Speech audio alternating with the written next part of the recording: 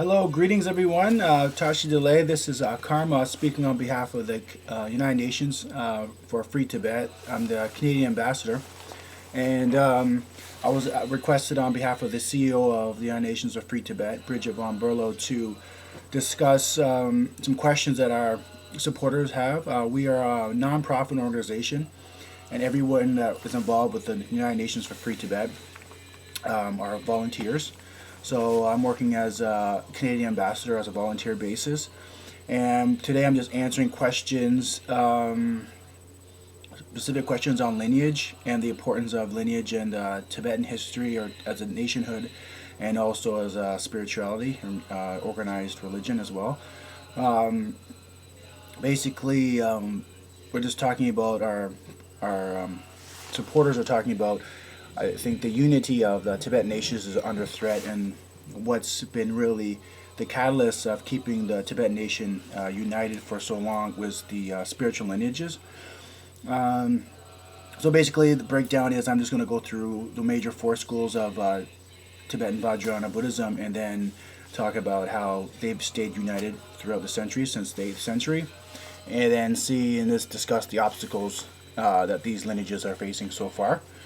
And the theme would be the lineages unite all the Tibetan people as a nation. I think look at the positive sides. The Sakya tradition lineage is fully preserved. It's passed on from the Vajradhara, Dorji Chung, the top of the lineage, to their sons. So the Sakya tradition is fully intact. And now the one that's in the most threat would be the Galuk tradition. That's of the Dalai Lamas. In the history, the master and student, it'd be the Gyal Rinpoche, the Dalai Lama, and the Panchen Lama. They would, in succession, recognize each other and be the master and student of each other.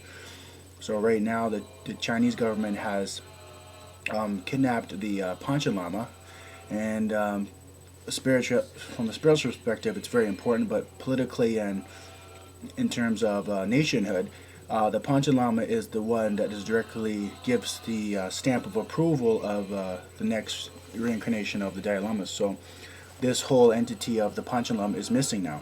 So when Gyal Rinpoche goes into Parinirvana, it's going to be a difficult one because there's no one to give the stamp of approval.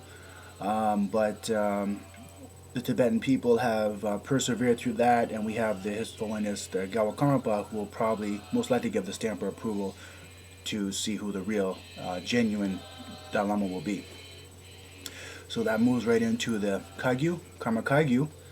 The Karma Kagyu is it was the very first of the reincarnation system, the Tuku system, 900-year-old system, and the Gyal Karmapas always chose heart sons to preserve the lineage. So the lineage is very important, and to see who a genuine lineage holder or Vajradhara or Dorji Chang would be is this person is very most of the efforts is to preserve the lineage. So Gyal Karmapa always chose at least 4 heart sons to preserve when he's gone to Parinirvana to carry on the next lineage and to find a successor and then pass the teachings down from master to disciple.